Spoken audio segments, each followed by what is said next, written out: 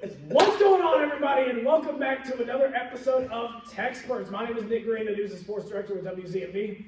My name is Hal Bonacor, sports reporter for the East Carolinian. My name is James Giglio, future News and Sports Director at WZMB. My name is Caleb Johnson, sports editor for the East Carolinian. And I'm Kenny Gates, station manager for WZMB. And we are back with our final episode of the semester of TECSpertZ, where we're going to talk about everything going on in ECU sports right now. Gentlemen, all we really mainly got to talk about is baseball, and it was a 2-2 week, losing to NC State, brutal loss to NC State, and then winning the series against Wichita State 2-1. A lot of good, some bad, not really any great, not really any awful. Gentlemen, what were your thoughts on the week? I'll say this: a lot of us came into the week 2-2 was our prediction, and that's how they went. But it doesn't feel like a 2-2 week, right? 2 blowouts, 2 games where they look pretty uncompetitive, and it's been talked about. But losing to State at home like the way they did, pretty unacceptable in my opinion. And then do the same thing Sunday against Wichita State, which not NC State at home, but my main takeaway is you don't have juice for NC State at home. You're not going to have juice against 10 people in Clearwater, Florida in the conference tournament. So disappointing week is what I would say. Yeah, I think James said it well. I feel like coming into this week, we were kind of expecting a momentum swing, especially after that state loss. I was really expecting us, especially too with how the Friday and Saturday game played out against Wichita State. I was really expecting a sweep. We kind of needed a sweep too for how the conference standings are looking. It was just overall kind of disappointing. There were some great moments on Friday and Saturday, but kind of takes away from the feeling of the week with that Tuesday and Sunday loss. Yeah, I think it was more just how we lost both those games. You kind of hit the nail on the head saying that if we don't have juice for State at home, then we're probably not going to have the juice going into the latter part of the season. Cliff Godwin came out and said on Sunday that this team just doesn't have a fight right now after that Wichita State loss. So I think, we did say 2-2 is the goal, with the loss being against NC State. If we win the series, it's a somewhat successful week. So, I don't think there's too much to be upset about. The 2 wins we had were also blowouts. So, honestly, pretty uncompetitive week, but I think it was a pretty, I would lean more on the successful side than the unsuccessful. So, Yeah, I would definitely say it's a successful week. Like y'all mentioned about the 2-2 and that one loss being the State. I think, though, it was probably the least exciting week of Pirate baseball this season, with it still being successful. There's been definitely some worse battles out there, but at least it's okay, we're just getting blown out. What's going to fix? This week was kind of one of those weeks where it was we still won 2 games and 7-1 in both games, but still so many things were being switched around. Everyone knew, yes, we're winning games, but we don't look like a top caliber team right now. Cliff was moving everyone up and down the lineup. You had Bachman batting third one day. You had Burris not batting leadoff. You had Jeff Sabater batting leadoff. You had moving around. You finally sat Austin Irby for the first time all year, and you still didn't get anything productive out of Alex Boucher. So it's interesting to see. Yes, I'll take the 2 wins, but definitely just it's not a fun week out of the Pirates. I would say it was demoralizing. Yes. It could be successful standings-wise, but it was demoralizing. Yeah. I think that's the word. I think I agree with that a lot, actually. 2-2 was what I think we all kind of agreed was the bare minimum of what needs to happen for us to stay competitive. Going in the American Conference in general, but also going into hoping to get an at-large regional bid. 2-2 was the minimum of what we needed to do, with the one loss being to NC State.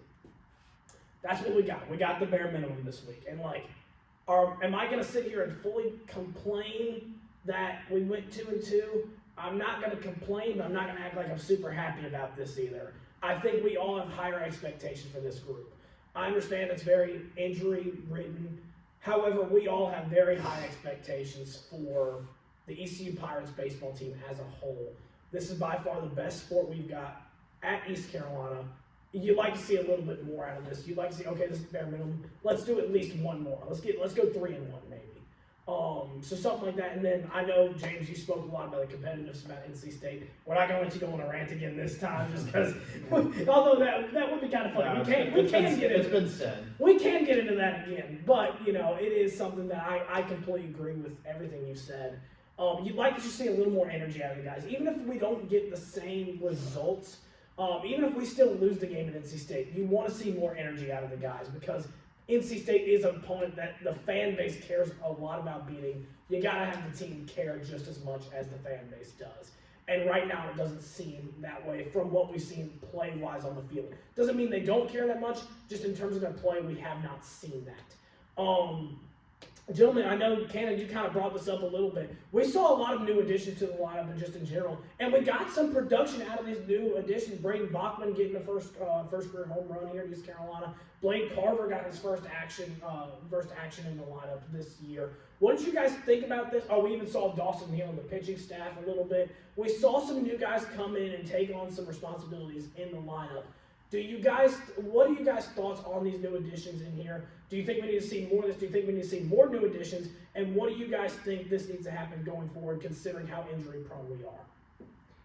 I think all year we've had a pretty good idea that this team has solid depth. I wouldn't go as far as to say that Dawson Neal has solid depth, even though last week I was wondering about him. That was a pretty subpar performance, but I think we saw some nice stuff out of Bachman, like you said. I think 7-tier 2 going, 4 for 4 on Saturday.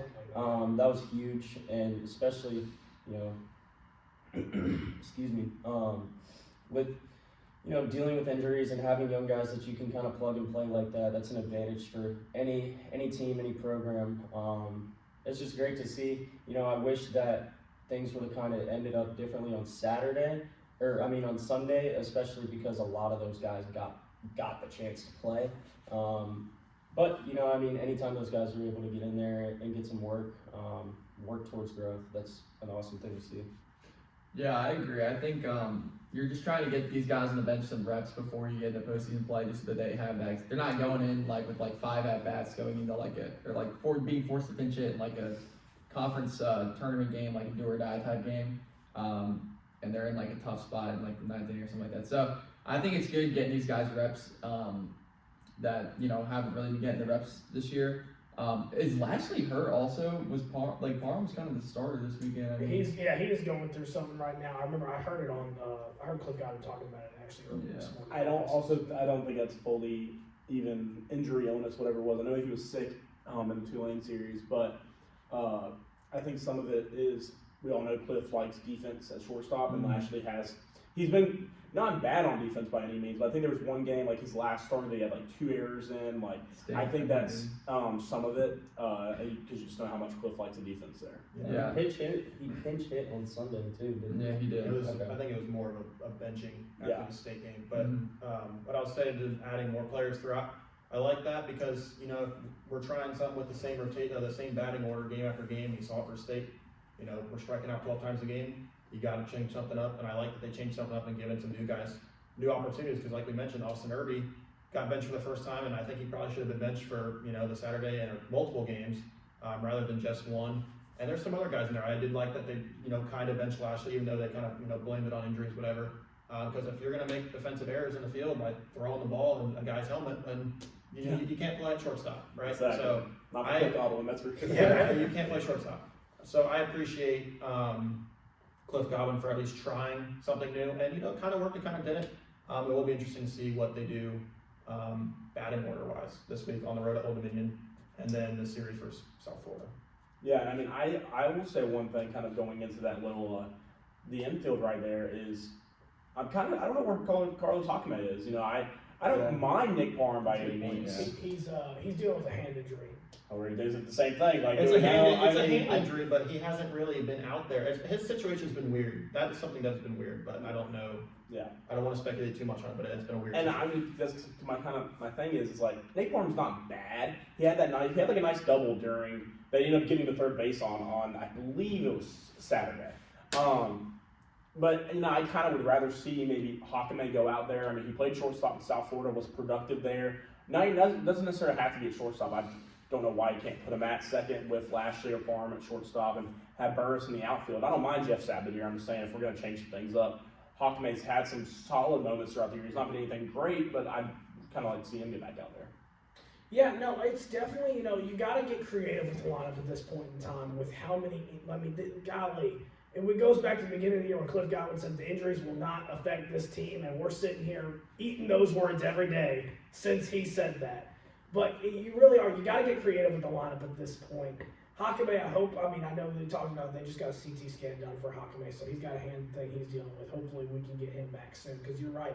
Hakame, he does provide some sparks when he's in the lineup. We've seen him with some solid power in the back that he's got. We've seen him this season do that, and I would like to see Hakame back in the lineup. He was one of the opening day starters for us. I'd like to see him back in that kind of role, especially now when we need him. But yeah, I agree. I liked a lot of what I saw in Braden Bachman this week. I know we've had him some in the DH spot earlier on in the season, and we didn't get much production out of him. This week we kind of figured out why he got that DH spot. It kind of made sense. You got to see a little bit of production finally come into fruition this week, which was nice to see.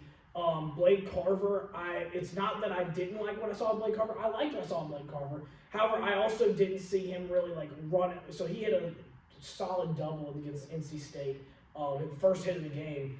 But he almost got thrown out at second base because it didn't seem like he was running hard enough to get to second base. It seemed like he thought it was a stand-up double. It was not. That throw came in pretty hot, and he almost got tagged out there at second base. But so I'd like to see a little bit more out of him. Maybe, I was saying if he could hustle a little bit more, I would like to see Blake Carver there because his bat was pretty solid in that game. So maybe just a little bit more of that. But other than that, we saw some pieces in the lineup come together that we hadn't seen all year long. We're gonna need that to keep happening if we're gonna be successful moving forward, especially against South Florida coming up this weekend, which is a solid team in the American. We're gonna have to get some production out of some place that we never thought we'd see, especially going forward. We're gonna have to see that.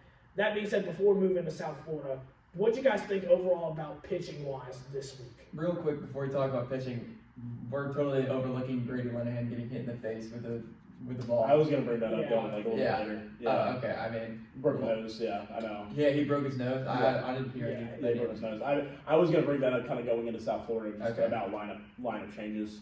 Probably having Gavin in center if I had to bet, with Harrington right, and then Sabathia probably still in left. But and also if we're talking about that, GVK is out for the year officially. Yep. So you're right. But All right, well, pitching. Yeah, pitching. Yeah. I think Friday's performance was really impressive. That they were able to wheel out 4 or 5 different guys out of the pen, and just make it happen. Especially Joe Webb and Gavin Marley. And then you turn the page to Saturday and you get Ethan Norby and Joe Webb again. And man, did they cook! vintage Norby right there. Vintage. Yeah, what I think they had 14 strikeouts together. Mhm. Hold on, I have it written. Yeah, that was 14.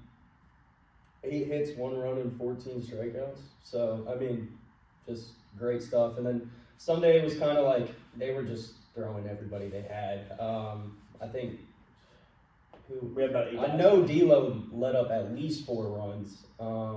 I feel like somebody else. Dawson Deal gave up Marley 3. let up 3. And Boucher gave let up 3. 2. Yeah, that was just kind of a messy. With Towers, who had a good start. Yeah, Yeah. Towers Yeah. was good. Which he has been solid as of late, which Last is couple weeks, so. interesting. But yeah, the injuries suck. It's gonna all keep coming back down to that for the rest of the season. But I think that with the pieces that we have healthy, that we're making the best out of it that we can. Obviously, there's been some really bright spots and some really dark spots, but hey, what can you do? It's the game of baseball. Honestly, I'm kind of a little surprised we didn't see Sean Jenkins at all this weekend. There wasn't really anything in the games, but I maybe would have liked to have seen him come in the early Sunday to try and salvage that game after Gavin Marley gave up 3. But overall, I think the pitching was pretty solid this weekend. Luke Payne didn't have an amazing start, but he wasn't terrible. He gave up a run. He did walk 3 in an inning in the third, so not phenomenal stuff. But yeah, Gavin Marley was pretty good. Ethan Rose had a good outing, and then Joe Webb has been really good for us too. So You got an honorable mention this week.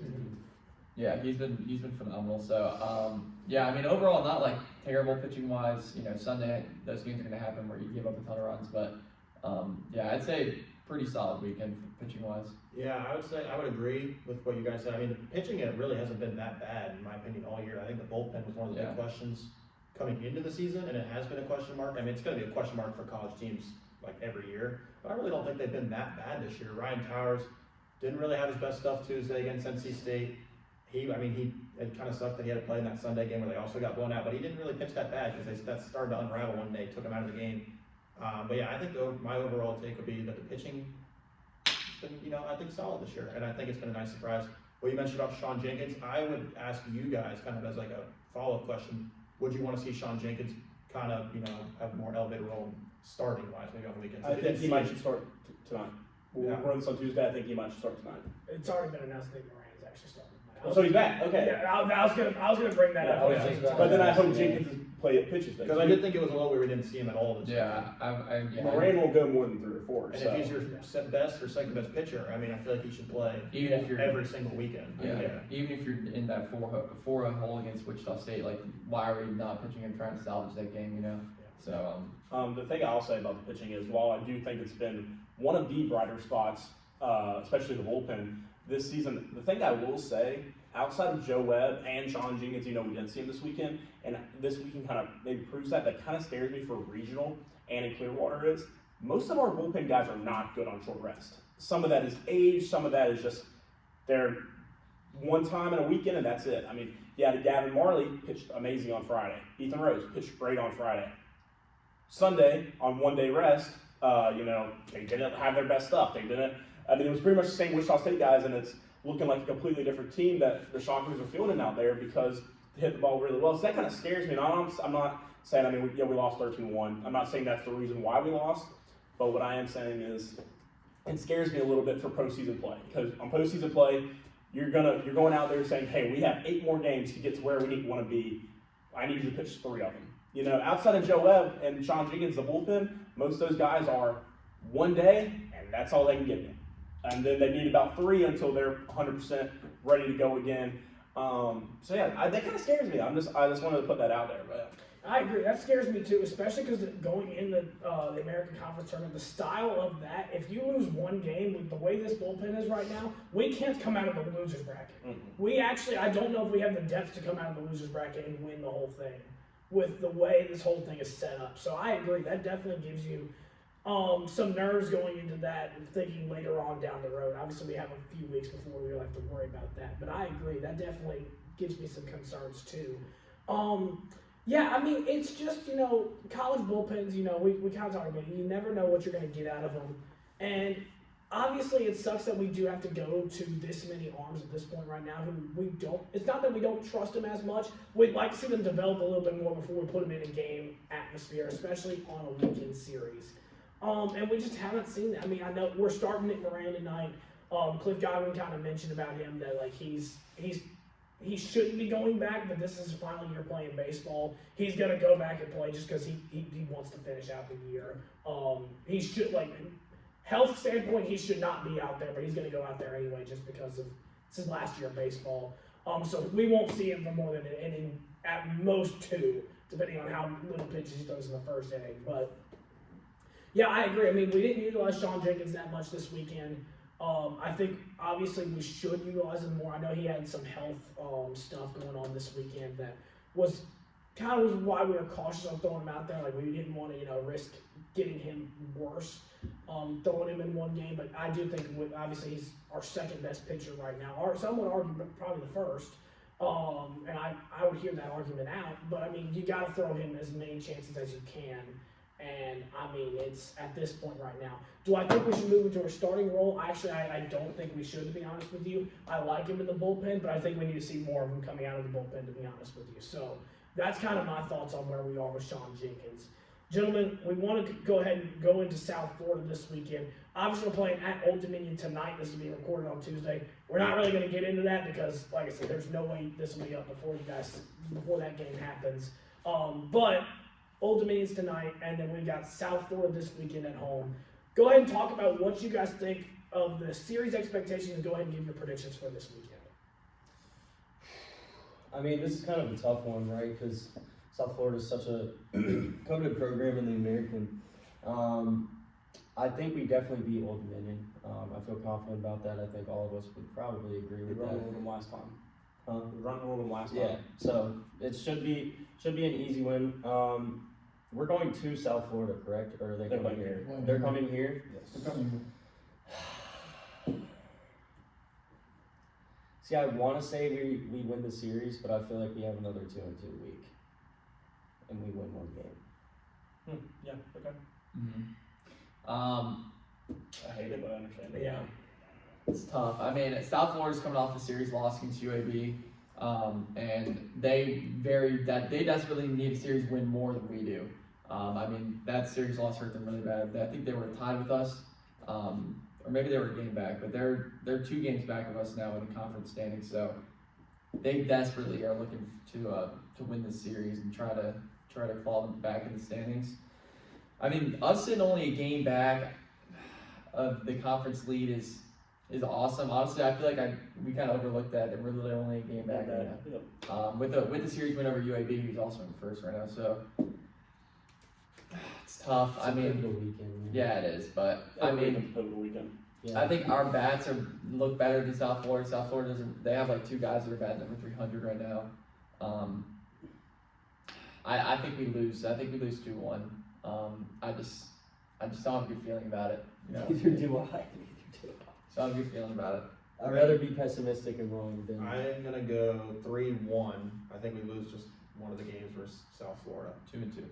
3-1 prediction. I think South Florida don't have the strongest pitching, but like Tyler said, they kind of are in desperation mode. Similar position they are in as Wichita State. And I thought Wichita State was gonna come out with a little bit more fight, and they didn't. So maybe we'll see something similar. And I think ECU. I think this could be a vintage weekend where we see Cliff Godwin's, words start to spark the team, because I thought it was going to happen last week, didn't, after the Tulane series. I think this is the weekend where we see, I almost went 4-0, but I'm going to not go that far. I'm going to say 3-1. Oh baby, oh baby, oh baby. Uh-oh. 4-0, baby. 4-0, give it to me. At this point, I predicted a sweep every single weekend. Yeah, This is our last podcast. I don't care. 3-0 this weekend. We're gonna run roll ODU in 7 innings, like 14-1 or something like that. And then we're gonna have South Florida come in here. And I got 2 words for you. Jack Herring, baby. He's gonna bat over 500 this weekend. Be the most valuable player in the American this weekend. We're going 4-0. I don't care. What made you pick Jack Herring? Jack Herring. Like he's been been our best hitter. He's been our best Sorry, hitter. yeah. May not necessarily like having the highlight stuff, but he still has the streak of most on base, right? Yeah. He is. He did lose Sunday, right? They made me really Consistently, mad in too. the first inning versus State. Fair enough. No, I'm not talking about defense here. I'm talking strictly offense. We all know Jack Aaron's not the best defender. But I'm going sweep this weekend. I think we need it, and I hope that somehow gets us into at least Just tie this first. weekend? Oh, you said this whole week. Never mind. Yeah, no, the whole week. That's what I'm saying. 14-1. 4-0. Yeah, 4-0. Yeah, and I think we sweep South Florida. I don't see why we can't. Their hitting's fine. Their pitching, I think, is better than their hitting. But I think our hitting's better than their pitching. So, I love it, Mrs. Gates. I really do. I tell you what, we need it. everybody here, I understand where all y'all are coming from. I get the 2-2. I completely get that. Yeah, me too. I get 3-1 being a little bit more optimistic. I get the super optimistic. I get all the feelings here. I cannot predict a loss in my final episode. I can't do it. I can't do it. Where's our broom? You know what? It's the last episode. I am not predicting a single loss. Give me 4-0 on the week, baby. I can't do it, guys. Now, realistically here, I think we maybe lose 1 game, but I can't predict that in this episode. We're not here. 4-0, give me the Pirates. I think ECU comes back to life. I think we start a hot streak right here. I think the bats come to life. I think we run rule at least 2 games this week. That's including the Old Dominion game tonight. I know it is. I think we want run rule at least once this weekend. I'm telling you, and actually, I'm gonna go ahead and call it. The game Ethan Norby pitches. I don't know if that's gonna be Friday or Saturday. They've switched that up a little bit. The game Ethan Norby pitches, we're rolling it back. Ethan Norby, 12 strikeouts. I'm calling it right here. 12 strikeouts, 1 hit too. I think they get 1 hitter. Who's your week MVP? He's got Jack Herring. Week MVP. Oh, see, Jack Herring's such a good pick. I'm going Brayton Burris. Give me Brayton Burris. Bounce back. Let's go Brayton Burris. He needs it. Yeah, he needs He's it bad. slumping He's slumping. bad Let's go right Brayton now. Burris. Oh, also Austin Irby comes back to life this week. Let's go ahead and So see. you think this is the I Austin think Irby? this is the Austin Irby. This is the hottest Grady thing. Linehan puts on the NBA match. He comes puts back. on the Brady Linehan, he comes back. I'm just kidding. But yeah, I think Braden Burris, Ricky Austin Williams. Irby comes back. Yes, Kyrie. Not to say, I think this is it for the boys. I can't predict anything else for that. That being said, gentlemen, do we have any other thoughts before we kind of get into the last little bit? No. No. I'm gonna leave it at 3-1. We'll see how. No, there's no more episodes. Oh no, Yeah. yeah, never You mind. still think there's more at large potential? I still think I there think is. so, yeah. Out large, yes. We're outside looking in now.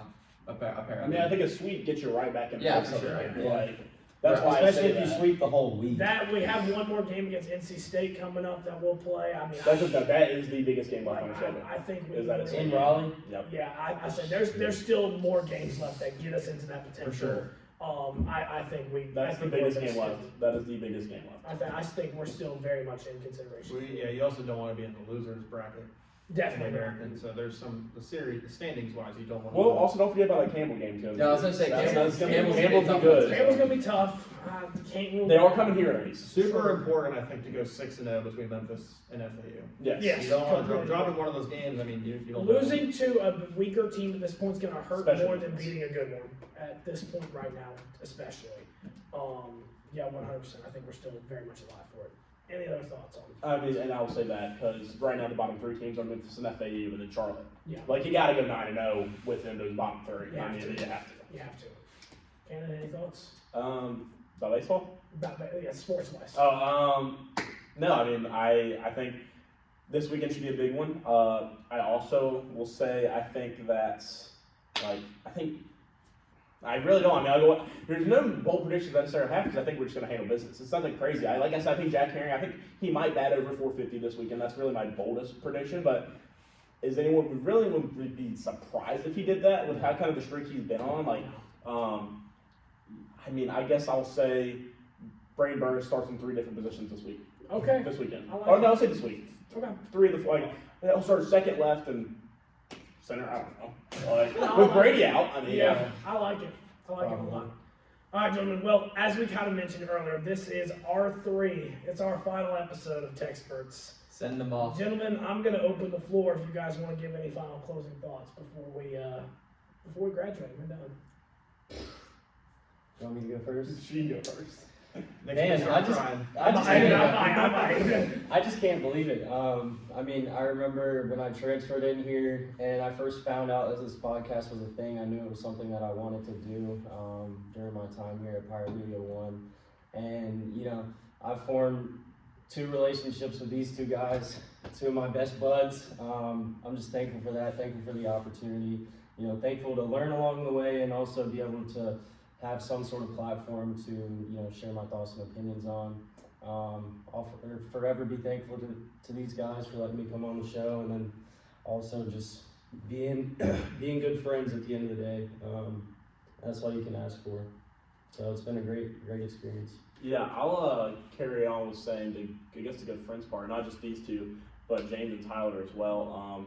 That's what makes the podcast so easy to do is whenever we're all friends and it's easier. Like whenever I'm getting on Tyler because I think it's funny. It's funny or whatever because we're also good friends outside of that, And then yeah, I mean TECSpertZ has been great. When Nick asked me to come on, I was like, yeah, why not? And I wanted to make it better than it was, and I think we definitely have made it better than it was. I mean, no shade to the guy before, but I think we made it better than it really. I guess kind of was supposed to be because it didn't ever feel like any big thing. I think we made it better, and I mean I'll never forget the paper bags felt fire in my juice. Oh man, that was Shirt coming off. Nick, I was told first off. Yeah. Great I taking wasn't One even more there. time. I wasn't even there. the Trayvon McGloin bleep. Oh, that was yep. And Caleb's face when they came off because this is Caleb all the time.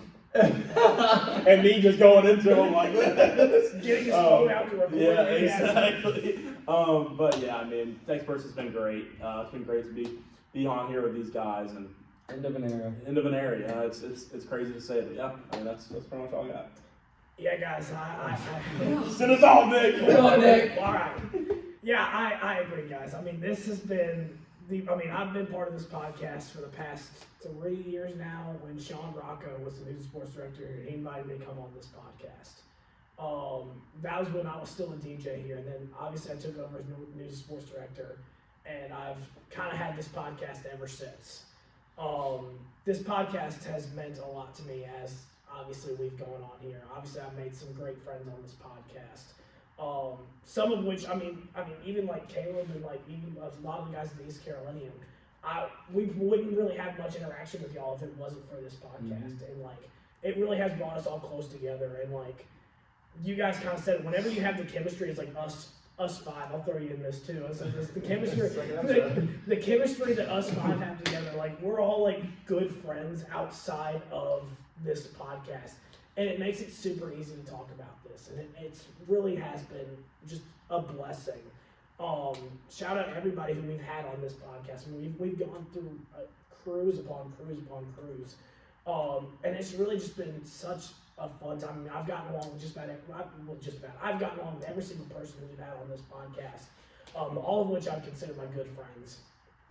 And this is just, this one sucks to kind of get rid of. James, I know you're going to kill it. You're taking over this podcast for next year.